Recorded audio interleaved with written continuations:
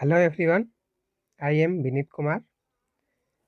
Today's session will be discuss about the plant pathology in the topic of crops and their disease. Today my crop is wheat and disease name is kernel bunt of wheat. Causal organism Neovossia indica formerly यानी कि इससे पहले टिलेटिया indica भी कहा जाता था, यानी कि इसका जो पहले काजल ऑर्गेनिज था टिलेटिया इंडिका से चेंज कर दिया गया नेवोसिया इंडिका, यानी टिलेटिया इंडिका से नेवोसिया इंडिका हो गया। History Karnal bunt disease was first reported by, यानी जो कर्नाल बंट डिजीज है उसे पहली बार मित्रा नामक साइंटिस्ट ने इंडिया में करनाल हरियाणा नामक स्थान से रिपोर्ट किया था, पहली बार रिपोर्ट किया था। और एक न्यू डिजीज को इंटरनेशनल लेवल पे इमर्जिंग डिजीज के रूप में ये उभर कर सामने आया है। नेम ऑफ डिजीज, यानी कि इस डिजीज का नाम करनाल बंट है क्योंकि इसे करनाल डिस्ट्रिक्ट ऑफ हरियाणा, यानी कि हरियाणा के करनाल डिस्ट्रिक्ट में इसे रिपोर्ट किया गया था, इसलिए इस डिजीज को करनाल बंट ऑफ व्हीट के नाम से जाना जाता है। इसे व्हीट का कैंसर भी कहा जाता है, यानी कि कैंसर ऑफ व्हीट डिजीज भी बोला जाता है इसे। Symptoms,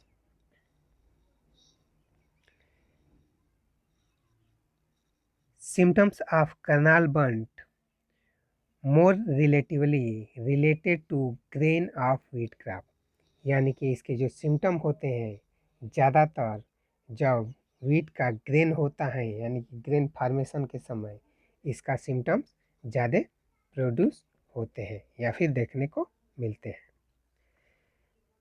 symptoms can be clearly seen, इसके जो सिम्टम होते हैं वो मेच्योरिटी टाइम पे दिखाई देते हैं, जिसे अर्ली स्टेज में डायग्नोस करना बहुत मुश्किल होता है। Initially infection seen partially in spikelet, यानी कि जब इन्फेक्शन होता है तो जो स्पाइकलेट्स होते हैं वो पार्शियल आधे अधूरे बनते हैं। इस डिजीज के अटैक के समय होल पूरा ईयर क्या होता है, ब्लैक कलर में कन्वर्ट हो जाता है। Black colour of ear due to conversion of grain into teliospore, जो ब्लैक कलर के ईयर होते हैं वो जो ग्रेन है उसके टेलियोस्पोर में कन्वर्ट हो जाने के कारण ब्लैक कलर के ईयर दिखते हैं। टेलियोस्पोर क्या होता है, थिक वाल्ड रेस्टिंग स्पोर होता है सम फंजाई, यानी कि कुछ फंजाई के जो थिक वाल्ड रेस्टिंग स्पोर होते हैं वही होते हैं teliospore. Mostly it form as partial development, यानी कि इसमें जो डेवलपमेंट होता है वो पार्शियल आधा अधूरा होता है। समटाइम कभी कभार can be seen completely development of disease, यानी कि कभी कभी जो इसका कम्प्लीटली डेवलपमेंट हो जाता है डिजीज का तो उस समय जो हमारा व्हीट का डेवलपमेंट होता है वो नहीं हो पाता है। Black colour of grain and fishy smell is characteristic feature of this disease, यानी कि जो इसका सिम्टम्स का मेन फीचर है वो क्या है, ब्लैक कलर ऑफ ग्रेन, यानी कि जो ब्लैक कलर के ग्रेन दिखेंगे और उसमें उस फील्ड से या फिर उस क्रॉप से फिशी स्मेल फिश मछली के जैसा गंध भी आती है। यानी कि लूज स्मट में भी ब्लैक कलर के सिम्टम दिखते हैं और इसमें कर्नाल बंट या फिर पार्शियल बंट भी बोला जाता है इसको। तो इसमें भी ब्लैक कलर के सिम्टम दिखेंगे, लेकिन कर्नाल बंट में या फिर पार्शियल बंट में इसका जो सिम्टम होता है उसके साथ फिशी स्मेल भी आती है। Black colour of grain due to sorus covering of with pericarp, यानी कि जो ब्लैक कलर का डेवलपमेंट होता है वो covering of pericarp, covering with pericarp, यानी कि जो ब्लैक कलर के ग्रेन होते हैं वो स्मट या टेलियोस्पोर के कवरिंग के द्वारा दिखाई देते हैं।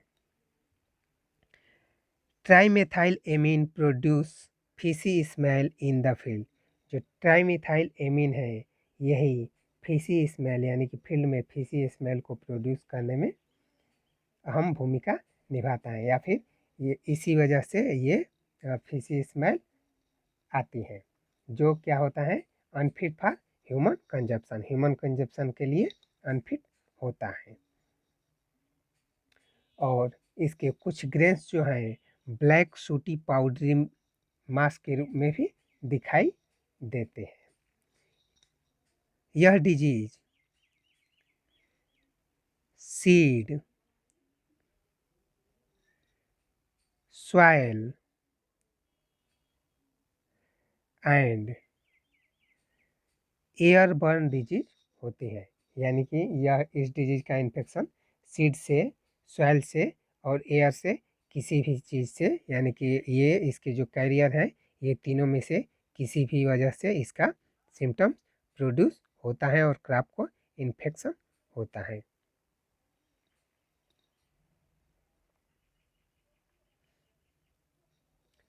इसके सिम्टम्स हैं देखने को मिलते हैं, देखिए यहाँ पे ये जो सीड है वो पूरे ब्लैक ब्लैक हो गए हैं, अब ये पूरी तरह से डिस्ट्रॉय हो चुके हैं ये सीड। और जो यहाँ पे दिख रहे हैं जो हेल्दी दिख रहे हैं इसमें भी अगर हम अगले ईयर में बुआई करें तो इसमें भी सिम्टम्स देखने को मिलेंगे। ये हमारा बंट बाल है, यानी कि जो इन्फेक्टेड बाल है, जो बाली है वीट की, वो यहाँ से देख लीजिए इसकी हाइट भी छोटी हो गई है और ऐसे गुच्छे की तरह दिख रही है।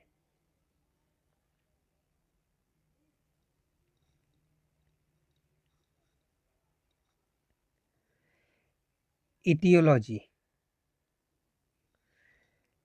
टेलियोस्पोर are resting spore, teliospore resting spore होता है जो वाइवल इन सॉइल, यानी कि जो सॉइल में वो उपस्थित रहती है। Primary sporidia produces when teliospore germinate under favourable condition, यानी कि जब टेलियोस्पोर जर्मिनेट करता है फेवरेबल कंडीशन में तब वहाँ से क्या होता है प्राइमरी स्पोरेडिया प्रोड्यूस होती है, यानी कि जो हमारा टेलियोस्पोर है वो रेस्टिंग स्पोर के रूप में हमारे सॉइल में सीड में उपस्थित होता है। अब जब उसे फेवरेबल कंडीशन मिलता है तब जो हमारा प्राइमरी स्पोरेडिया प्रोड्यूस होता है। सेकेंडरी स्पोरेडिया प्रोड्यूस बाय प्राइमरी स्पोरेडिया, जो सेकेंडरी स्पोरेडिया होती हैं प्राइमरी स्पोरेडिया के बाद सेकेंडरी स्पोरेडिया प्रोड्यूस होती हैं। इसके बाद secondary sporidia carried out work of secondary infection, जो सेकेंडरी स्पोरेडिया होता है वो सेकेंडरी इन्फेक्शन का काम करता है, while primary infection performed by teliospore, जो प्राइमरी इन्फेक्शन होता है वो टेलियोस्पोर की वजह से होता है और सेकेंडरी इन्फेक्शन जो होता है वो सेकेंडरी स्पोरेडिया की वजह से होता है।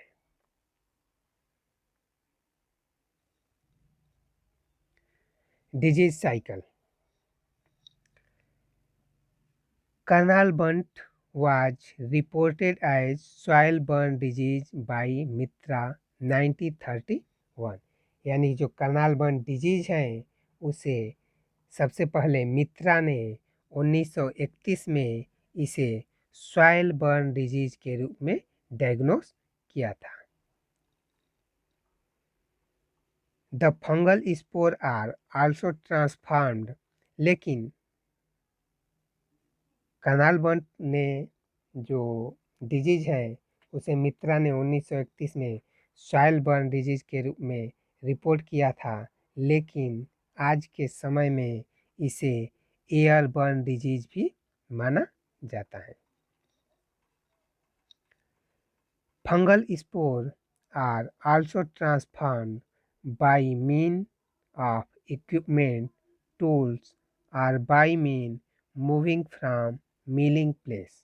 यानी जो इसके फंगल स्पोर्स होते हैं वो आल्सो ट्रांसफर्ड यानी कि ट्रांसफ़र होते हैं हमारे इक्विपमेंट्स की वजह से, या फिर जो टूल हम यूज करते हैं, या फिर जब हम एक फील्ड से दूसरी फील्ड में जाते हैं तब वहाँ से भी इसके जो फंगस का स्पोर है वो एक जगह से दूसरी जगह पे ट्रांसफ़र होते हैं और हेल्दी प्लांट को इन्फेक्टेड प्लांट्स के स्पोर जो हैं हेल्दी प्लांट के स्पोर को ट्रांसफर इन्फेक्ट करते हैं। Spore remain viable for several year in soil. जो इसके स्पोर होते हैं वो कई सालों तक इनएक्टिव कंडीशन में हमारे सॉइल में उपस्थित रहते हैं। Soil or seed are primary source of inoculum. जो इसके सॉइल और सीड होते हैं यानी कि सीड और सॉइल वो इसके इनाकुलम के प्राइमरी सोर्स यानी कि प्राथमिक सोर्स होते हैं, सॉइल या फिर सीड। एनवायरनमेंट प्ले ए की रोल इन डिजीज प्रोग्रेशन। यानी कि जो इन्वायरमेंट है हमारा पर्यावरण है इसका डिजीज का प्रोग्रेशन या फिर डिजीज को ज़्यादा स्प्रेड करने के लिए ये इन्वायरमेंट भी एक की रोल की तरह भूमिका अदा करता है। इसके जो टेलियोस्पोर हैं वो जर्मिनेट होते हैं सूटेबल टेम्परेचर पे 15 से 25 डिग्री सेंटीग्रेड टेम्परेचर और ह्यूमिडिटी इन सॉइल। यानी कि ह्यूमिडिटी के साथ जब हमारा सॉइल में ह्यूमिडिटी हो और टेम्परेचर 15 से 25 डिग्री सेंटीग्रेड हो तब टेलियोस्पोर के जर्मिनेट करने के लिए फेवरेबल सूटेबल टेम्परेचर होता है। ऑन जर्मिनेशन के समय ईच टेलियोस्पोर प्रोड्यूस प्रोमाइसिलियम। जो क्या होता है जर्मिनेशन के समय जो प्रत्येक टेलियोस्पोर होता है वो प्रोमाइसिलियम प्रोड्यूस करता है विच बियर 110 से 185 प्राइमरी स्पोरेडिया एट इट्स टिप। जो क्या होता है 110 से लेकर 185 तक प्राइमरी स्पोरेडिया को उसके टिप पोर्शन पे प्रोड्यूस करता है या फिर बियर करता है।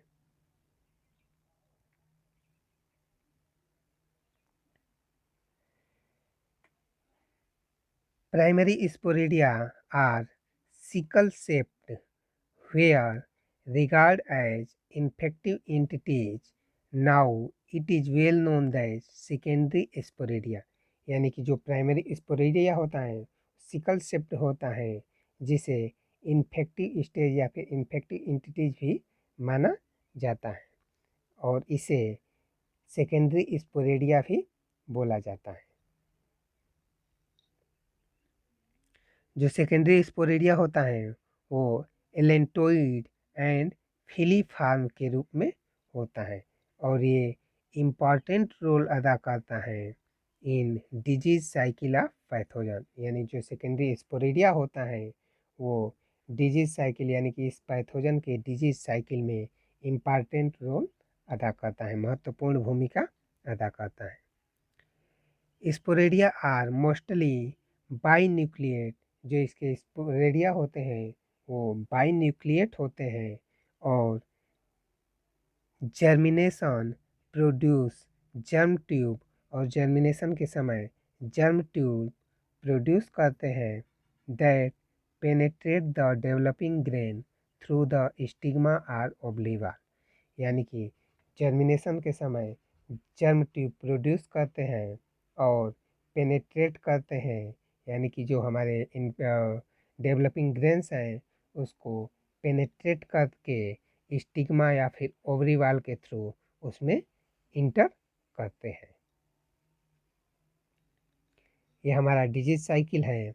यहाँ से अगर हम सॉइल या फिर सीड बर्न डिजीज लें, यहाँ पे बंट है हमारा, यानी कि बंट इन्फेक्टेड जो सीड है यहाँ से स्टार्ट होता है।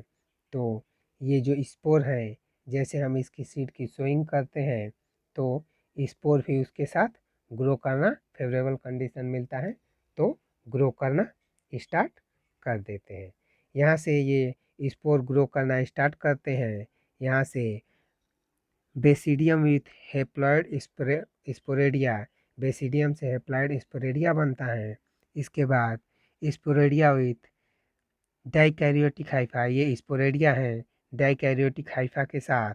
इसके बाद ये सीड जर्मिनेट करता है और जर्मिनेट करने के बाद वो स्पोर भी जर्मिनेट करता है, माइसिलियम और टेलियोस्पोर जर्मिनेट करता है और ये जब बालियाँ बनती हैं उसको इन्फेक्ट करते हैं। फिर ये डिजीज जो मैच्योर होता है, जो बाली मैच्योर होती हैं उसके साथ इसके जो सिम्टम्स होते हैं डिजीज़ के, वहाँ से फिर से नेक्स्ट जो सीड है उसमें स्टोर हो जाते हैं।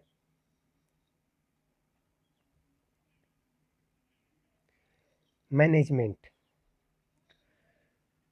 Use of resistant variety is most effective method for controlling the disease, यानी कि जो भी सीड बर्न डिजीज है, जो भी सीड बर्न डिजीज है या फिर बहुत सारी ऐसी डिजीज हैं जिसकी रेसिस्टेंट वेराइटी को डेवलप किया गया है और उस पार्टिकुलर वेराइटी को डेवलप करने के थ्रू, यानी कि उसकी बुआई करने के पश्चात उस पार्टिकुलर डिजीज का अटैक उस पार्टिकुलर क्रॉप पे नहीं होता है।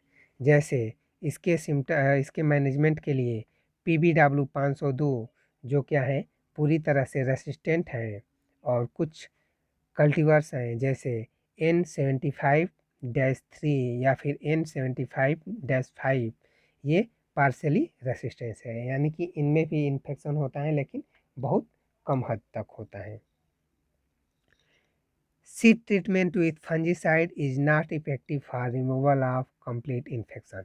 जो सीड ट्रीटमेंट होता है वो इसमें इफेक्टिव नहीं होता है कंट्रोलिंग ऑफ, यानी कि पूरे जो पैथोजन का रिमूवल होता है उसमें ये सीड ट्रीटमेंट कंप्लीट इफेक्टिव नहीं होता है। क्यों इफेक्टिव नहीं होता है? क्योंकि जो इसके फंगस होते हैं वो सॉइल बर्न भी होते हैं, सीड बर्न भी होते हैं और एयर बर्न भी होते हैं, but minimize the chance of infection. लेकिन सीड ट्रीटमेंट की वजह से इसके इन्फेक्शन के चांस को कम किया जा सकता है। सम इफेक्टिव फंजीसाइड्स लाइक प्रोपिकोनाजोल या फिर बाबिस्टीम, एग्रोजिम, बाबिस्टीम या फिर उसका ट्रेड नेम होता है कार्बेंडाजिम भी होता है, या फिर बाइलेटोन है, या फिर ट्राइडिमेफोन। इसका फोलियर स्प्रे बाई फंजीसाइड, यानी कि इस फंजीसाइड में किसी का भी छिड़काव कर सकते हैं। जैसे फोलियर स्प्रे करते हैं प्रोपिकोनाजोल का 25 EC 20.1% सॉल्यूशन का छिड़काव करते हैं। Should be given at the time of antithesis, यानी कि जब एंथेसिस का डेवलपमेंट होता है तो उस समय इसका छिड़काव किया जाता है। It is less expensive and environment friendly method. ये क्या होता है? लेस एक्सपेंसिव, खर्चे इसमें कम आते हैं और ये इन्वायरमेंट फ्रेंडली होता है। इसमें क्या होता है? इन्वायरमेंट को ज़्यादा नुकसान नहीं होता है। Control of Karnal bunt of wheat, Karnal bunt of wheat को कंट्रोल करते समय इसमें क्या करते हैं? Avoid excessive irrigation particularly at flowering. इसमें क्या करते हैं? जो इरिगेशन होता है उसमें जब फ्लावरिंग के स्टेज पे इरिगेशन को एवॉइड करने से भी इस डिजीज का अटैक कम होता है। और सीड ट्रीटमेंट के लिए हम पार्टिकुलरली एग्रोसान जियन या फिर सेरेसान, एग्रोसान या फिर सेरेसान का 2.5 2.5